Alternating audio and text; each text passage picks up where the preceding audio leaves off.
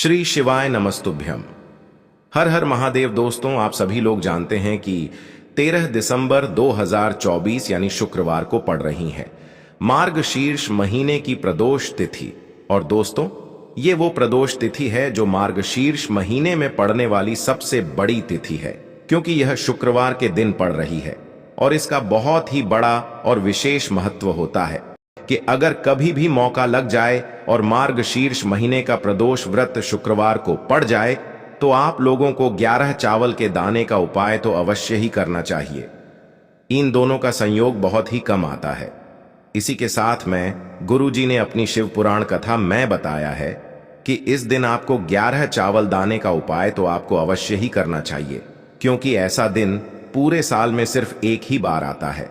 और दोस्तों, आप सभी लोग जानते हो कि शुक्रवार प्रदोष का अगर सबसे बड़ा कोई उपाय है तो वो 11 चावल के दाने वाला उपाय है।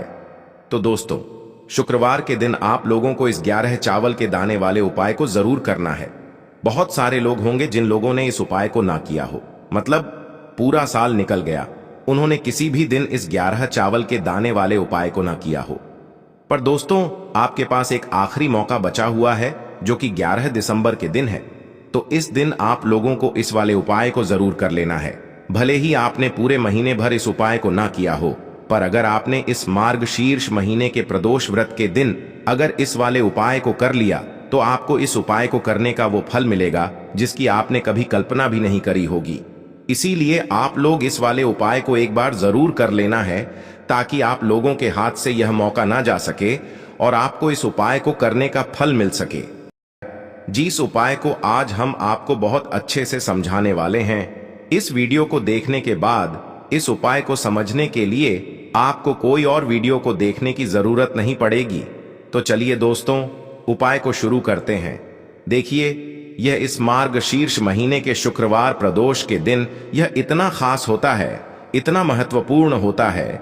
देखा गया है कभी कभी बड़े बड़े पूजा पाठ अनुष्ठान से जो मनोकामना पूर्ण नहीं होते, वो मार्गशीर्ष महीने की शुक्रवार प्रदोष के दिन एक छोटे से उपाय करने से ही आपकी मनोकामना पूर्ण हो जाती है। और बहुत सारे लोगों ने इस उपाय को किया भी है और उनको इस उपाय को करने का फल भी जरूर मिला है। अगर आप लोग भी इस उपाय को करना चाहते हैं तो आप इस उपाय को पहले अच्छे से समझ लेना, सुन लेना, उसके बाद करना। आपको इस उपाय का फल जरूर मिलेगा। और इस उपाय को कर लेने से आपके घर में चाहे किसी भी प्रकार की दुख और समस्या क्यों ना चल रही हो, आपको उसका कारण भी नहीं पता है कि भाई यह समस्या किस कारण से चल रही है। उसका कुछ भी कारण हो सकता है, जैसे पितृदोष हो सकता है या किसी भी तरह का मंगल दोष भी हो सकता है। तो इस दिन आप लोगों को यह वाला उपाय कर लेना है। यह एक ऐसा उपाय है जिस उपाय को अगर किसी विशेष दिन पर किया जाए तो भाई उस विशेष दिन का जो है वह तो हमें मिलता ही मिलता है। पर हमने उस दिन पर इस उपाय को किया है तो हमें उससे भी बड़ा फल मिलता है, और फल बहुत जल्दी मिलता है, क्योंकि आप इस उपाय को बहुत ही बड़े और विशेष दिन पर कर रहे हो। तो चलिए अब उपाय के बारे में बात करते हैं, लेकिन उससे पहले आप लोगों को यह जानना आवश्यक है कि आखिर यह उपाय किस समय करना है, किसको करना है और कैसे करना है। तो चलिए हम आगे आपको वीडियो में एक एक करके बता देते हैं। लेकिन उससे पहले अगर आप लोग हमारे चैनल पर पहली बार आए हैं या फिर मेरी आवाज आज पहली बार सुन रहे हैं तो हमारे चैनल को सब्सक्राइब जरूर कर लेना, और इस वीडियो को लाइक करके कमेंट बॉक्स में श्री शिवाय नमस्तुभ्यम ओम नम शिवाय जरूर टाइप कर देना। तो दोस्तों, इस 11 चावल के दाने वाले उपाय को हमें इस प्रदोष व्रत के दिन कैसे करना है, किसको करना है, किस समय करना है और कहां पर करना है, ये सारे सवालों के जवाब आपको इस वीडियो में मिल जाएंगे। और जो ये वीडियो देखेगा भाई, उसको 11 चावल के दाने वाला उपाय जरूर करना चाहिए, क्योंकि इस दिन एक चावल के दाने का भी बहुत ही बड़ा और विशेष महत्व होता है। और जब बात आ जाए 11 चावल के दाने की, तो ये सोने पे सुहागा वाली बात हो जाती है, और ये एक बहुत ही बड़ा उपाय हो जाता है इस शुक्रवार प्रदोष व्रत का। तो अब दोस्तों, इस 11 चावल के दाने वाले उपाय को आखिर करना किसको है, सबसे पहले हम लोग वो बात जान लेते हैं। तो देखो, घर की जो बड़ी माताएं बहनें होती हैं, उन माताओं बहनों में से कोई भी एक बड़ी माता बहन इस वाले उपाय को कर सकती है। और दोस्तों, अगर आप चाहें तो अपने घर में से सभी सदस्यों को भी इस उपाय को करवा सकते हैं। अगर किसी व्यक्ति की खुद की कोई मनोकामना है, खुद की कोई दुख और परेशानी है जो कि वह अपने लिए ही करना चाहता है इस वाले उपाय को, तो वह खुद अपने लिए भी कर सकता है। बाकी अगर कोई घर में से ऐसा है जो कि अपने पूरे घर परिवार की सुख और शांति के लिए ये वाला उपाय करना चाहता है तो भाई वह भी कर सकता है, उसमें भी कोई दिक्कत वाली बात नहीं है। कहने का मतलब ये है कि इस उपाय को हर एक सदस्य भी कर सकता है और पूरे घर परिवार के सदस्य के लिए घर की बड़ी माताओं बहनों में से कोई एक माता बहन भी कर सकती है। माताएं बहनें अगर घर में उपस्थित न हो या वो यह वाला उपाय न कर पा रही हो तो फिर घर का कोई बड़ा सदस्य भी इस 11 चावल के दाने वाले उपाय को कर सकता है, चाहे फिर वह पुरुष ही क्यों ना हो, उसमें कोई भी दिक्कत वाली बात नहीं है। अब दोस्तों, इस 11 चावल के दाने वाले उपाय को हमें करना कहां पर है? हमें इसे शिव जी के मंदिर में जाकर करना है। बहुत सारे लोग प्रश्न करते हैं हर एक उपाय को करते समय क्या हम इस उपाय को घर पर कर सकते हैं? तो इस वाले उपाय को आप घर पर नहीं कर सकते हो। इस वाले उपाय को करने के लिए आपको शिव जी के मंदिर ही जाना पड़ेगा। उसके बाद में दोस्तों जो अगला प्रश्न निकल कर आता है वो यह आता है इस उपाय को लेकर कि आखिर इस उपाय को हमें किस समय करना है, सुबह के समय करना है कि शाम के समय करना है? तो देखो, इस वाले उपाय को आप लोग सुबह के समय भी कर सकते हो और शाम के समय प्रदोष काल में भी कर सकते हो। अब अगर आप पूछो कि भाई सबसे उत्तम समय कौन सा रहेगा इस 11 चावल के दाने वाले उपाय को करने का, तो हम आपसे बस यही कहेंगे कि इस उपाय को आप सुबह के समय करेंगे तो ज्यादा बेहतर होगा। बाकी अगर प्रदोष काल शाम के समय भी करेंगे तो भी अच्छा होगा, उसमें कोई भी दिक्कत वाली बात नहीं है। तो अब दोस्तों जो अगली सबसे बड़ी और महत्वपूर्ण बात आती है वो यह आती है कि सुबह अगर हम उपाय को करेंगे तो हमें कितने बजे से लेकर कितने बजे तक के बीच में करना है, और शाम के समय प्रदोष काल में करेंगे तो हमें कितने बजे से लेकर कितने बजे के बीच में करना है। तो देखो, सुबह जितनी जल्दी हो सके आप उपाय को करने की कोशिश करना। बाकी अगर किसी कारणवश लेट भी हो जाओ, थोड़ी देर भी हो जाए, तो 10 या 11 बजे तक भी आप उपाय कर लेना, पर 12 बजे से ज्यादा देरी न हो, ठीक है? इस बात का ध्यान रखना। उसके बाद में दोस्तों अगर शाम के समय प्रदोष काल की बात करें, प्रदोष काल का जो समय होता है वो शाम के 6 बजे से शुरू हो जाता है। मतलब शाम के 6 बजे से लेकर 7 बजे के बीच का जो समय होता है ये समय प्रदोष काल का समय होता है। पर अभी जो मौसम चल रहा है इस मौसम में जो है शाम बहुत देरी से होती है, तो आप इस उपाय को 7 या 8 बजे के बीच में भी कर सकते हो। मतलब शाम के 6 बजे से रात 8 बजे के बीच में आप कभी भी इस वाले उपाय को कर सकते हो, उसमें कोई भी दिक्कत वाली बात नहीं है। अब दोस्तों यहाँ पर इस उपाय को लेकर एक और सबसे बड़ी बात ये निकल कर आती है कि इस 11 चावल के दानों को हमें लेना कहां से होता है, और हमें इस उपाय को करने के साथ में क्या और कुछ भी सामग्री ऐसी होती है जो शिव जी के मंदिर लेकर जानी पड़ती है। तो देखो यहाँ पर हम आपको बता दें, सबसे पहले आप लोग ये जान लो कि यह जो 11 चावल के दाने वाला उपाय है, सिर्फ और सिर्फ आप उपाय की सामग्री लेकर कभी भी शिव जी के मंदिर मत जाना, क्योंकि हमें भगवान के सामने यह नहीं दर्शाना है कि अगर हम भगवान शिव जी के मंदिर आए हैं तो अपने फायदे के लिए आए हैं। तो इसलिए जो भी पूजन सामग्री है उपाय सामग्री है, 11 चावल के दाने, इसके साथ में आपको पूजन सामग्री भी जरूर लेकर जाना है। देखो, अगर सुबह के समय उपाय कर रहे हो तो सीधी सी बात है, 1 लोटा जल तो आप लेकर जाओगे ही जाओगे। वही 1 लोटा जल अगर मिट्टी का जल हो तो बहुत अच्छा रहेगा। मिट्टी का जल कैसे बनाया जाता है इसके लिए हमने पहले से बहुत सारी वीडियोस बना दी है। आपके पास इस दिन एक आखिरी मौका रहेगा मिट्टी का जल शिव जी पर चढ़ाने का और उपाय को करने का। बहुत बड़ा आपको इस दिन फल मिलेगा, तो इसलिए इस दिन हो सके तो भाई मिट्टी का जल चढ़ाना, तो अपने साथ में कम से कम 1 लोटा जल तो आपको लेकर जाना ही जाना है। अगर मिट्टी का जल नहीं है तो घर का जल भी आप इस्तेमाल कर सकते हो। इसके अलावा जो भी पूजन सामग्री है, देखो 11 चावल के दाने ये अलग आपके रहेंगे और जो आपकी पूजन सामग्री रहेगी वो अलग रहेगी। पूजन सामग्री में आप जो भी चीज लेकर जाना चाहे वो लेकर जा सकते हैं, उसमें कोई भी दिक्कत वाली बात नहीं है। वहीं अगर हम बात करें शाम के समय की, तो शाम के समय शिव जी पर जल नहीं चढ़ता है। इसीलिए शाम के समय आप लोग एक दीपक तैयार कर लें, जो कि गोल बत्ती का आटे का शुद्ध देसी गाय का घी का होगा, है ना।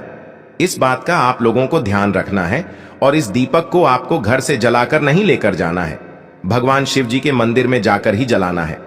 इस बात का भी आप लोगों को ध्यान रखना है। अब दोस्तों, यहां पर हमें इस बात को समझना है कि यह 11 चावल के दाने हमें लेना कहां से है। क्या हमें दुकान से लेकर आना है, या हमें अपने घर से लेना है, या कहां से लेकर आना है, और कौन से चावल लेना है, क्योंकि चावल भी बहुत प्रकार के होते हैं। तो देखो, इन सभी सवालों के जवाब आप लोग एक बात में सुन लो कि भाई ये जो उपाय है, इस उपाय में आपको ये नहीं देखना है कि भाई कौन से चावल है, कौन से चावल नहीं है। बस जो भी चावल ले रहे हो वो चावल का दाना सबूत होना चाहिए, मतलब साबुत होना चाहिए, टूटा हुआ नहीं होना चाहिए, कटा पिटा नहीं होना चाहिए। ये बात आपको ध्यान रखना है।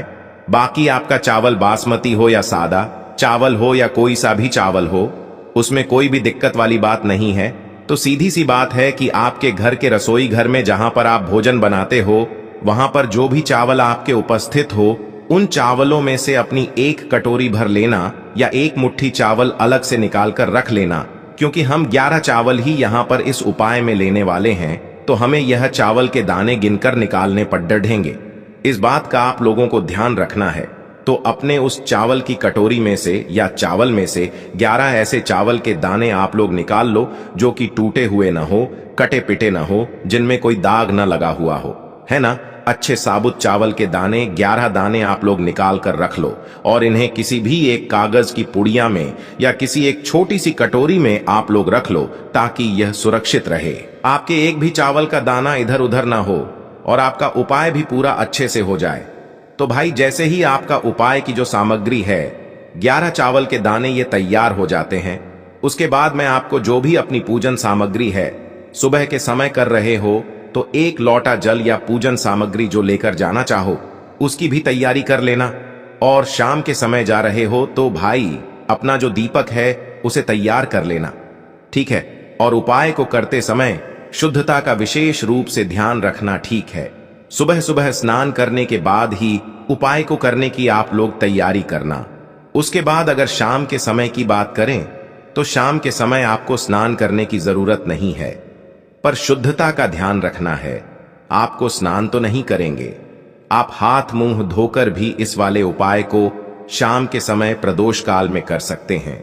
इसमें कोई दिक्कत वाली बात नहीं है। तो आप अपने उपाय की पूरी सामग्री तैयार करके आपके पास ही में जो आपका शिव मंदिर हो वहां पर पहुंच जाइए। सबसे पहले शिव मंदिर में जाकर आप लोगों को उपाय नहीं करना है, पहले भगवान के दर्शन करना है, भगवान से आशीर्वाद प्राप्त करना है, फिर शिव जी की शिवलिंग के पास में आना है। शिवलिंग के पास में आने के बाद आप जो पूजन सामग्री लेकर आए हुए हैं, जैसे कि सुबह गए हुए होंगे तो एक लोटा जल और जो भी पूजन सामग्री लेकर आए हैं, आप उनसे भगवान शिव जी की पूजन कीजिए। सबसे पहले तो एक लोटा जल ही चढ़ेगा, उसके बाद में आपकी पूजन सामग्री चढ़ेगी। उसके बाद में अगर दोस्तों शाम के समय अगर आप इस उपाय को कर रहे हो तो अपने साथ में कम से कम एक जो दीपक है गोल बाती का जो आप अपने साथ में लेकर गए हो, उस दीपक को मंदिर में जाकर अपनी माचिस से जलाना है और उस दीपक को शिवलिंग के पास में रखना है, ठीक है। इस दीपक को रखने के बाद ही आप लोगों को अपना ये वाला उपाय शुरू करना है। और दीपक को ज्यादा पास में मत रखना, वैसे भी गर्मी पड़ रही है, भगवान शिव जी को आंच नहीं लगनी चाहिए, है ना। तो भाई, जैसे ही आपकी पूजा अर्चना हो जाती है, आप भगवान शिव जी को प्रसन्न कर लेते हैं। उसके बाद में शिवलिंग के पास ही में आप कहीं पर बैठ जाइए, सामने या आसपास जिस जगह पर आपको बैठना हो वहां पर बैठ जाइए और अपने वह 11 चावल के दाने अपने सामने निकाल कर रख लीजिए, क्योंकि अब यहाँ पर उपाय को यहाँ पर करने की आपको तैयारी करना है। और इस तरीके से जब आप उपाय करेंगे, पूजन सामग्री करने के बाद, पूजन अर्चना करने के बाद, तो आपको उपाय का फल बहुत जल्दी और बहुत बढ़ा होकर मिलेगा। तो अपने 11 चावल के दाने अपने सामने निकाल कर रख लेना। और यह जो उपाय है यह आपकी सीधे हाथ की हथेली से होगा, इसलिए इस बात का भी विशेष रूप से ध्यान रखना है। तो सीधे हाथ की हथेली का प्रयोग करके ही आप लोग अपना इस वाले उपाय को करना। अपने सामने जो भी आपकी कागज की पुड्डियां है उसको खोल कर रख लो, या कटोरी है तो भाई उसे अपने सामने रख लो और अपने वह 11 चावल के दाने निकाल लो, ठीक है। उसके बाद में दोस्तों अब आपको क्या करना है कि शिवलिंग आपके सामने होगी, तो आपने वह 11 चावल के दाने एक एक करके आपको शिव जी के शिवलिंग के ऊपर चढ़ाना है। कहां पर चढ़ाना है? शिवलिंग के ऊपर चढ़ाना है और कहीं पर भी नहीं चढ़ाना है। आपको अपने हथेली से तो शिवलिंग के ऊपर चढ़ना है, भले ही फिर वो अपने आप जलाधारी पर गिर जाए या मतलब वहीं पर गिर जाए, उसमें कोई दिक्कत वाली बात नहीं है, पर आप चढ़ाओ शिवलिंग के ऊपर ही। तो आपको क्या करना है, अपना पहला चावल का दाना उठाना है, श्री शिवाय नमस्तुभ्यम बोलना है और शिवलिंग पर चढ़ा देना है। इसी तरीके से दूसरा चावल का दाना उठा है, शिवलिंग पर चढ़ाना है और मंत्र बोल देना है। और फिर तीसरा चावल का दाना उठाना है, श्री शिवाय नमस्तुभ्यम बोलना है और चढ़ा देना है। इसी प्रकार से आपको पूरे 11 चावल के दाने एक एक करके शिव जी के शिवलिंग के ऊपर चढ़ाना है और भगवान से प्रार्थना करते जाना है। मतलब प्रार्थना तो आपको आखिरी में करना है, पर हर एक चावल के दाने को चढ़ाते समय श्री शिवाय नमस्तुभ्यम जरूर बोलना है। उसके बाद ही में यह चावल का दाना शिवलिंग के ऊपर आपको चढ़ाना है। जैसे ही आपके 11 चावल के दाने शिवलिंग के ऊपर चढ़ जाते हैं, तो भाई उसके बाद में आपको क्या करना है, भगवान से अपनी मनोकामना बोलना है। मनोकामना भी कब बोलना है? जब आपका 11 चावल का दाना आपके सीधे हाथ की हथेली में हो और आप उसे चढ़ाने के लिए जा रहे हो। श्री शिवाय नमस्तुभ्यम बोलकर उस आखिरी चावल के दाने को शिवलिंग के ऊपर चढ़ा देना और भगवान से फिर अपनी वह मनोकामना बोल देना, जिस मनोकामना के लिए आप लोग अपना यह वाला उपाय कर रहे हो, जिस भी दुख और परेशानी के लिए आप लोग अपना यह वाला उपाय कर रहे हो।